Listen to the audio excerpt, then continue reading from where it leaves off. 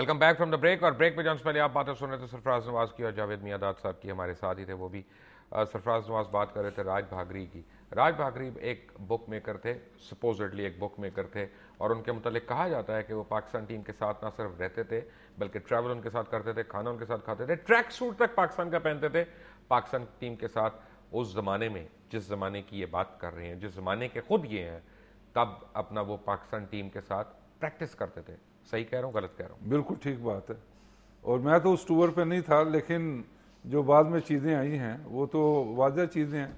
वहाँ से फिर जुआ गया शारजा में आसिफ इकबाल को उन्होंने साथ मिलाया, बुखातिर ने, वाजह सारे सबको पता है। और उसके बाद जो अपना एक प्रोग्राम पैनोरामा बीबीसी ने चलाया, उसमें तमाम कैप्टन, प्लेयर्स और कुछ ऑफिशियल उनके बयानात आए, और सब ने कहा जी कि हमें ऑफरें आई कि ये मैच बेच लो, ये ऐसे कर लो। और उसके बाद फिर एक कमीशन बना, शारजा कमीशन, क्यूसी उसमें था अपना इंग्लैंड का, क्लाइव लॉयड था, एक ब्रिगेडियर था फ्रॉम यूएई, और मुझे बुलाया गया। मैंने सारे जाके सबूत दिए उनको। और क्या उसके सबूत थे? सबूत यही जो चीज़ें ये लोगों ने बताई। और उसके बाद जो मैचेस में जैसे मियांदाद की लड़ाई हुई मोइन खान से, और मोइन खान में बैट उठा के मारने लगा। मैंने तो कप्तान था बेचारा, उसका नाम नहीं लिया, आपने नाम भी ले दिया है। नहीं नहीं, वो मेरा मतलब है कि इस तरह की एलिगेशन वापस जवाब ये तो सारा अखबारात में आ चुका। अगर एलिगेशंस में कोई गलत हो तो हनीफ कैलबरी को किसने मारा था? नहीं, हनीफ कैलबरी का भी यही था कि वो और एक मुकेश गुप्ता फ्रॉम इंडिया, ये दो मिले हुए थे जो पाकिस्तान इंडिया का। और मुझे याद है एक मियाँ गिटी था यहाँ, उसने ये 84 में जो पाकिस्तान और ऑस्ट्रेलिया का मैच, ऑस्ट्रेलिया एशिया कप हुआ, उसमें वाज़ह जुआ हुआ, और उसने यहाँ पे 80 लाख का एक प्लॉट बेचा और 80 लाख रुपया जुआ लगाया, और अगले दिन वही प्लॉट 1 करोड़ का खरीद लिया। इस तरह की चीज़ें ये सारी चीज़ें मैंने लिख के अपना क्रिकेट बोर्ड को भेजी थी जब I was federal adviser Benazir की पहली गवर्नमेंट में। अच्छा, मुझे बताइए, मलिक कयूम की रिपोर्ट आई, मलिक कयूम ने इस पर बड़ा प्रोब किया। उन्होंने वसीम अकरम, इंजमाम उल हक, मुश्ताक अहमद, इन सारों को फाइन किया, सलीम मलिक को फॉर लाइफ बैन कर दिया। सलीम मलिक बुरा था या इनको गलत फाइन हुआ था? देखें, Salim Malik was captain at that time, और उसके ऊपर कैप्टन ने जो ज़्यादा गुनाह किया हो तो उसको ज़्यादा सज़ा मिलती है। और ये भी मलिक साहब ने कहा है, क्यूम साहब ने, कि मैंने वसीम अकरम के ऊपर लीनियट रहा हूँ, लेकिन उसको कप्तानी से हटा दें एंड उसके ऊपर वॉच रखें। तो ये सारी चीज़ें इसमें देखें, 10 प्लेयर इंक्लूडिंग इंतजाम, ये वो सारे शरीक हैं। और उसके बाद आपके ख्याल में सारे बुक में होते थे?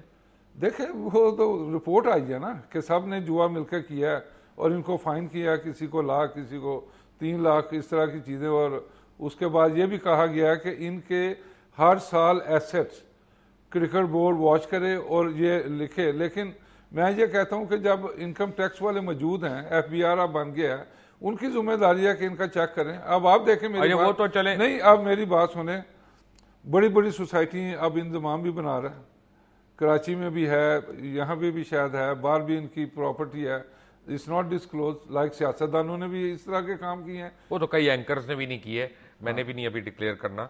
लेकिन मुझे ये बताएं कि ये तो पाकिस्तान में है, सकलैन मुश्ताक न्यूजीलैंड में क्यों रह गए थे? वो देखें, उसको देखें, मैं आपको बताता हूँ, और पहले भी मैंने बार बार कहा है कि जुआ माफिया जो है इस spread all over the world, और वहाँ पे उनके हर आदमी हर बोर्ड में मौजूद है, और वो अपने आदमी बेचते हैं और अपने मुफाद हासिल करते हैं। अब आप देखें 1993 में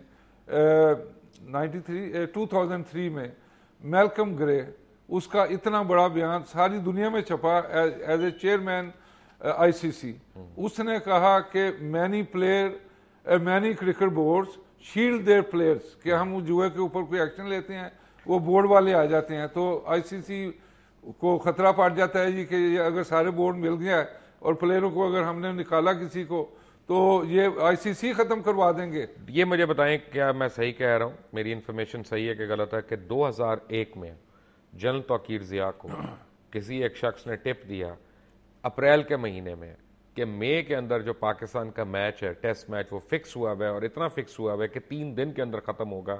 क्या ये एलिगेशन सही है?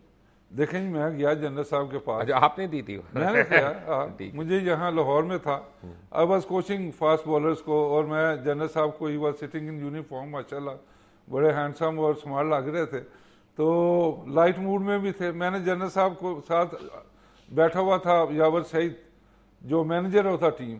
तो ये मेरा ख्याल है 14 या 15 अप्रैल की बात है। मैं जनरल साहब को कहा कि जनरल साहब, एक खबर मैं आपको देना चाहता हूँ कि पहला test match Pakistan versus England at Lord's, ये 3 दिन में ख़त्म होगा and Pakistan is going to loose.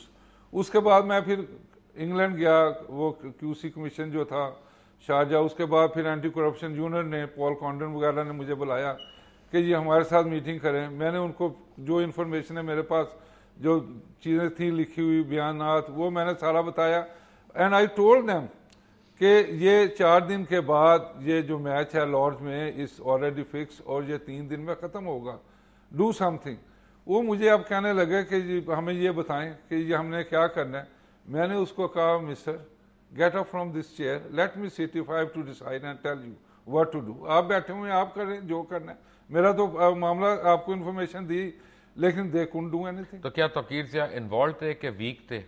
नहीं, मैं कहूंगा कि तौकीर जिया साहब को इंक्वायरी करनी चाहिए थी, जो मैं बता क्यों के नहीं किया गया उन्होंने? हूं। देख लें आप नहीं, किसी, इसका क्या मतलब हुआ? नहीं वो इंक्वायरी तो फिर बाद में मलक कयूम कमीशन की आई रिपोर्ट ना। पॉल बाद में। कॉन्डन जिनका आपने अभी जिक्र किया, ये वही है जिनका घर था 1 क्वींस गेट लंदन में? नहीं, ये ऑफिस था उनका। ये ऑफिस था पॉल उनका, कॉन्डन हाँ। का मैं आपको बताऊं, इंग्लैंड में जो मशहूर है, he was promoted because of he was known as a con man. वो अपने जूनियर अफसरों को भेजता था, लाइक नॉटिंग हिल एरिया के उधर उधर, और वो जो लोग पुलिस वाले थे, वो कोई स्ट्रेंजर जिनको पकड़ना हो हैंड ओवर करते थे कि एक वो गिरा के लिफाफा के गिर गया, वो जब पकड़ता था तो उसको पकड़ लेते थे, उसके अंदर है चाहे इस तरह की चीज़ें, इस तरह पकड़ पकड़ के प्रमोशनें हुई हैं। ये पॉल कॉन्डन का ये मशहूर है लंदन में। तो इस तरह का आदमी, and he hasn't done anything. अब सिडनी में सन 2001 जी, सन 2001 14 और 15 मई को जी 2 क्लोज डोर सेशन हुए। उनके अंदर जुए का, जुआरियों का और पैसे लेने वाले खिलाड़ियों के मुतालिक बड़ी प्रोब हुई, बातचीत हुई, नोट्स एक्सचेंज हुए।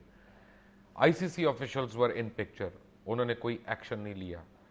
क्या मतलब है इसका? ICC ने एक्शन इसलिए नहीं लिया कि वो भी बीच में मेरा ख्याल है इन्वॉल्व हैं, and they don't want to lose their job. अगर वो बोर्डों के खिलाफ एक्शन लेंगे तो वो तमाम बोर्ड मिलके ICC को डिमोलिश कर देंगे, ख़त्म कर देंगे। ICC का मतलब क्या है कि मूव अराउंड द वर्ल्ड, ऐसे फिक्टिशियस ही एक कमेटी बना दो। अब यहाँ पे देखें, कर्नल नूर मरहूम था, what would he know about cricket के ये जुआ हो रहा है, नहीं हो रहा है, ये वो उस इस तरह पूरे मुल्कों में है। और अब आप देखें श्रीलंका में जब मैनेजर जावर सईद बयान दे रहा है कि जुआरिया आ गया और प्लेयर मिले हैं, और उसके बाद आप देखें हमारी 8-8 विकेटें 20 रन पे गिर रही हैं on a dead easy pace pitch, और 3 इनिंगों में ये हुआ है। और उसके बाद इंक्वायरी हुई, वहाँ एक हिंदू था जो प्रोब कर रहा था, ओवरनाइट इंक्वायरी खत्म होगी कि एक रात में सारी इंक्वायरी होके ये ICC है। अब तो पाकिस्तान टीम पाक है ना जी, इससे अब तो कोई प्रॉब्लम नहीं है ना। बाजी जिस तरह मैच हो रहे हैं, अल्लाह करे कि इस तरह ये जीते जाएं और हम खुश रहें। नहीं, लेकिन इसका मतलब है कि अब तो खत्म हो गई है ना ये लानत। नहीं, अब आप देखें पिछले दिनों जो चेयरमैन क्रिकेट बोर्ड ने प्लेयरों को फाइन कर दिया, आकब जुबैर ने इन्हीं प्लेयरों के ऊपर कहा कि आपने फलाना मैच फिक्स किया हुआ था, प्लेयर अंडर पावर और ये सारी चीजें, वो मैनेजर और प्लेयर वही खिलाड़ी वहीं पे है। ICL के जो मैचेस हैं, ICL के जो टूर्नामेंट्स हैं, उसमें एक एक प्लेयर जो है वो बुक्ड होता है। क्या मैं सही कह रहा हूँ? बिल्कुल ठीक है। जब ICL में हर प्लेयर बुक्ड होता है और वहां पे जुआ होता है, तो फिर ICL खेलने वालों को PCB ने क्यों इजाजत दी पाकिस्तान की टीम्स में खेलने के लिए? एक ब्रेक के बाद, टेक अ ब्रेक।